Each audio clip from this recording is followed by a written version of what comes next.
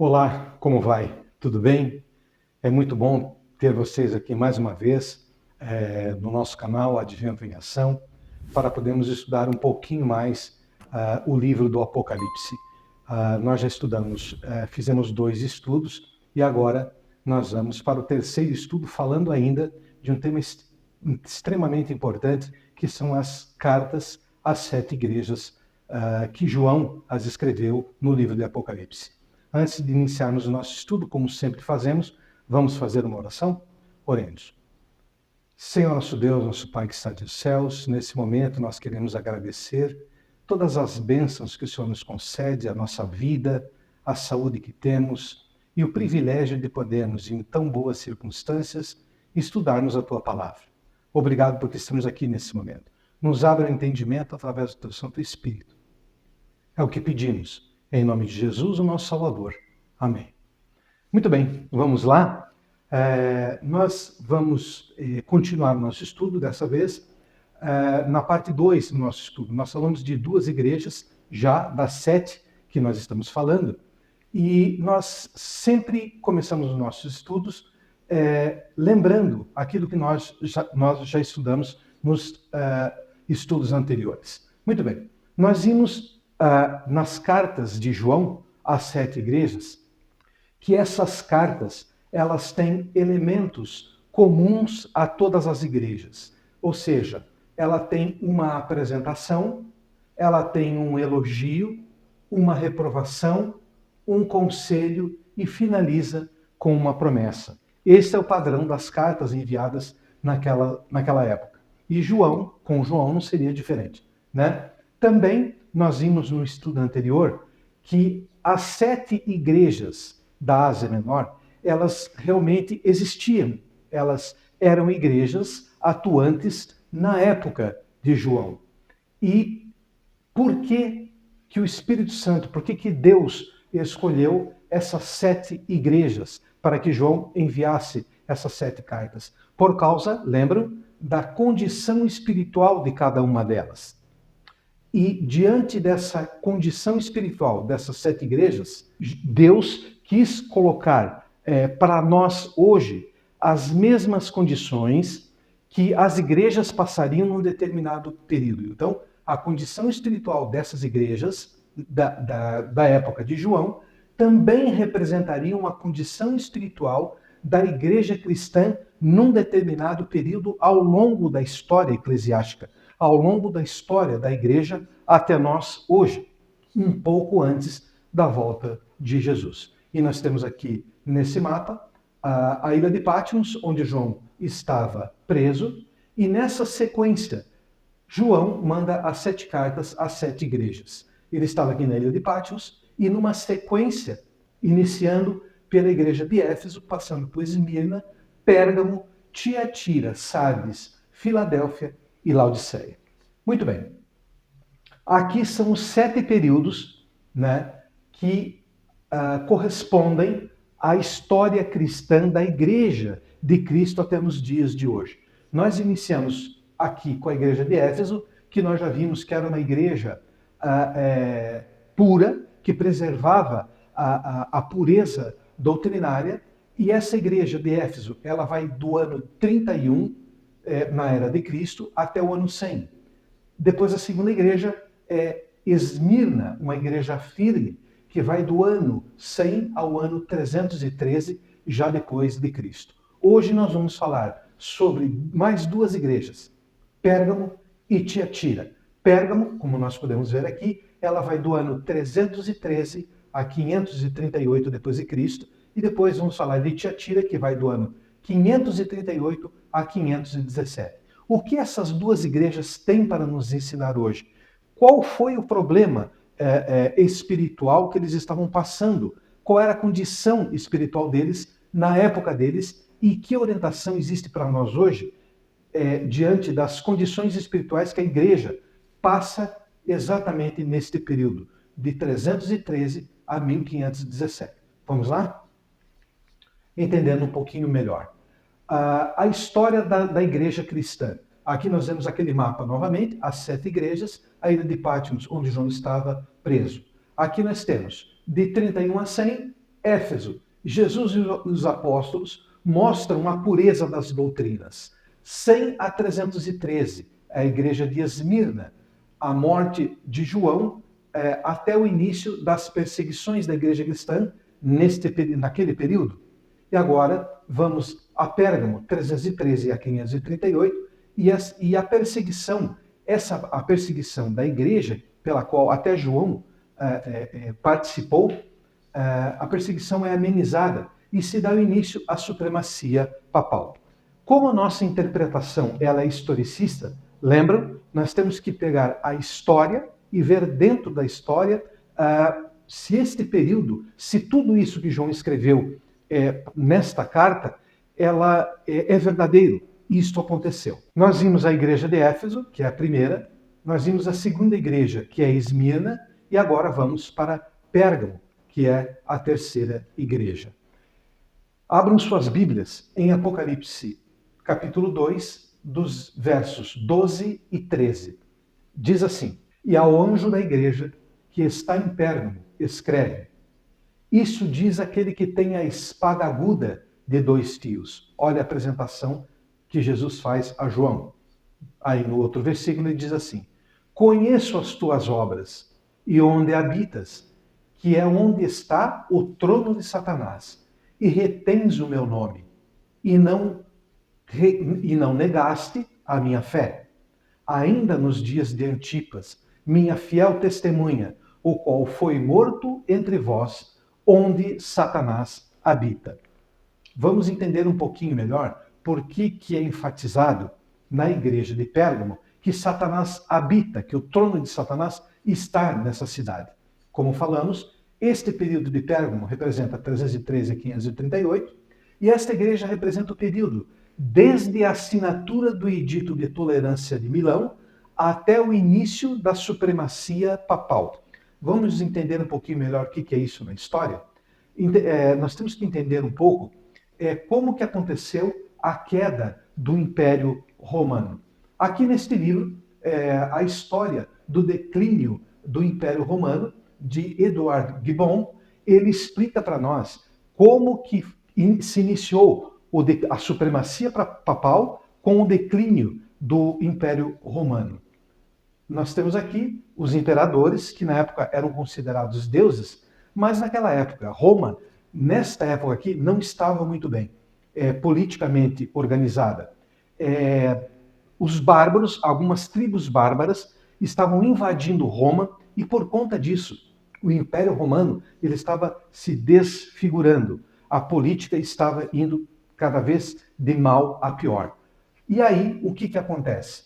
Surge uma ideia dos imperadores, onde, na sua fragilidade política, eles resolvem colocar os bispos de Roma como sumo pontífices, como os novos governadores do Império Romano. E aqui, nós estamos vendo aqui o bispo de Roma, que é chamado de Papa. Os bispos tiveram, naquela época, uma proeminência muito grande, porque tinham em suas mãos o poder eclesiástico. E os imperadores cederam, nessa época, o poder governamental também para os bispos de Roma. Seguindo um pouquinho mais à frente, nós podemos ver aqui que exatamente nesta época, quando entra em declínio o governo romano, o Império Romano, com os Césares, com os imperadores, a supremacia papal se inicia em 533. Então, o Edito de Justiniano declara o Papa João II como cabeça de todas as igrejas. E a partir de 538, acontece a expulsão da última tribo bárbara do território de Roma, os ostrogodos. Continuando então, nós temos aqui Daniel 7, 24 e 25. Vocês lembram que nós temos uma conexão entre os dois livros, de Daniel e de Apocalipse. Daniel 7, 24 e 25 diz assim, acompanhem suas Bíblias. E quanto aos 10 chifres daquele mesmo reino, se levantarão 10 reis, e depois deles se levantará outro, o qual será diferente dos primeiros, e abaterá a 3 reis. e proferirá palavras contra o Altíssimo, e destruirá os santos do Altíssimo, e cuidará em mudar os tempos e a lei, e eles serão entregues na sua mão por um tempo, e tempos, e metade de um tempo. O que seria isso? Como que nós podemos decifrar essa profecia de Daniel para entendermos um pouquinho melhor as profecias do Apocalipse? Aqui está agora o Império Romano naquela época, com a supremacia papal. Agora, o bispo da Igreja de Roma, ele é o governante supremo do Império Romano. E aqui nós temos o Império Romano naquela época, que são 10 reinos. Lembram o que Daniel falou, que seriam 10 chifres, 10 reinos? Nós temos aqui os ângulos, isso aqui é a atual Europa, nós podemos ver. Os ângulos, que são a Inglaterra atualmente, os francos, a França, os visigodos no norte da Espanha, os suevos, atualmente Portugal, os vândalos, que são o sul da Espanha. Nós temos aqui a sexta tribo, a sexta nação, o sexto chifre, que são os germanos, a Alemanha, burgundos, os suíços, ostrogodos, a Áustria, os lombardos, norte da Itália, e a 10ª nação, os érulos, sul da Itália. Então aqui está composto o Império Romano daquela época sobre a supremacia papal. Muito bem, então aqui nós temos o nosso pano de fundo para tentar finalizar agora a igreja de Pérgamo, que é a nossa terceira igreja. Então, a igreja de Pérgamo, aqui 313 a 538, o que aconteceu? Aqui está o Império Romano, com as suas 10 nações, e lembram de Daniel 7, que falou que dessas 10 nações, o Império Papal, ele iria guerrear contra 3 e iria abater os 3. Nós temos aqui, dos 10, a Roma, agora, sob a supremacia papal, dessas 10, ele guerreia contra 3 tribos, que são os vândalos, os ostrogodos e os érulos, e os vence. Então, assim, a profecia de Daniel está concretizada.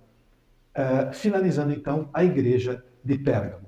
Muito bem, então aqui nós já vimos 3 igrejas, Éfeso e Esmirna, que foram as 2 primeiras, e agora nós falamos sobre o período de Pérgamo. Resta-nos agora, para finalizar o nosso estudo de hoje, a igreja de Tiatira. Vamos conhecer um pouquinho mais da igreja de Tiatira, que é a nossa 4ª igreja, a 4ª carta de João para esta igreja. Vamos ler o que está escrito em Apocalipse 2, 18 a 20. Diz assim: Ao anjo da igreja em Tiatira escreve: Estas coisas diz o Filho de Deus, que tem os olhos como chama de fogo e os pés semelhantes ao bronze polido. Conheço as tuas obras, o teu amor, a tua fé, o teu serviço, a tua perseverança e as tuas últimas obras, mais numerosas do que as primeiras.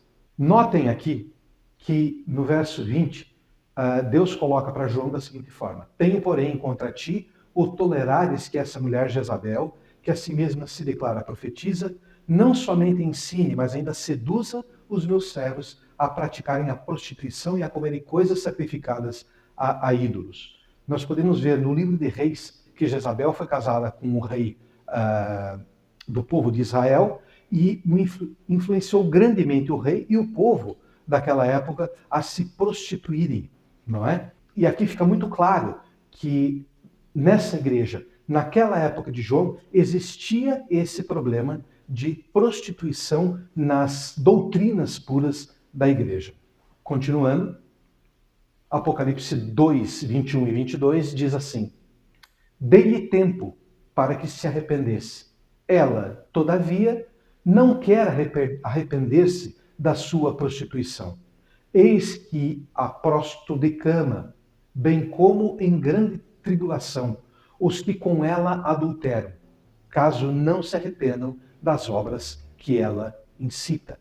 Muito bem, aqui está o pano de fundo também para a cidade de Tiatira, que vai do ano 538 a 517, e essa igreja representa o período desde o início da supremacia papal, que nós acabamos de falar, até o movimento da reforma protestante. Vamos ver o que essa igreja passou naquela época? Então, nós podemos ver claramente que Deus alerta João e aquela igreja que eles estão se prostituindo, deixando as doutrinas puras para se prostituir com a influência de uma tal de Jezabel, que é falada no livro de Reis, que influenciou o povo de Israel a se prostituir. E aqui não é diferente. Aqui nós podemos ver, vamos falar um pouquinho dos valdenses, que foi do ano 538. Aqui Peter Valdo.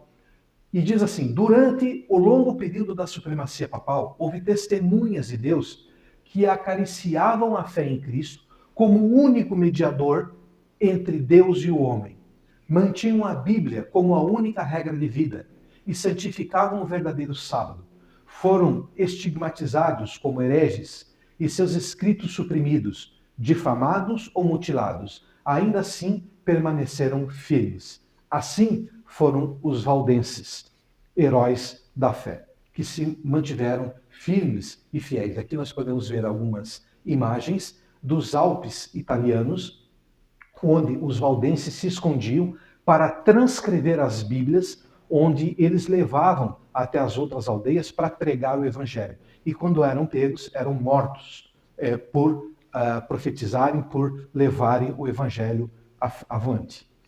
Continuando, aqui nós podemos ver Pra del Torno, que é uma escola de pastores dos valdenses. Aqui nós podemos ver essa figura, que essa casa ainda está lá. Quem puder visitar a Itália pode ver essa casa que virou um museu dos valdenses, que era uma escola de pastores.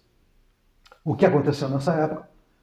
Nesta época, embora tínhamos muitos heróis da fé, como os valdenses, que perseveravam na pura doutrina, a igreja, ela se prostituía. E o que aconteceu nessa época? Tradições e costumes se infiltraram na igreja cristã. Aqui nós podemos ver algumas delas. Nós podemos ver que o batismo por imersão, ele foi tirado da igreja e colocado o batismo por aspersão.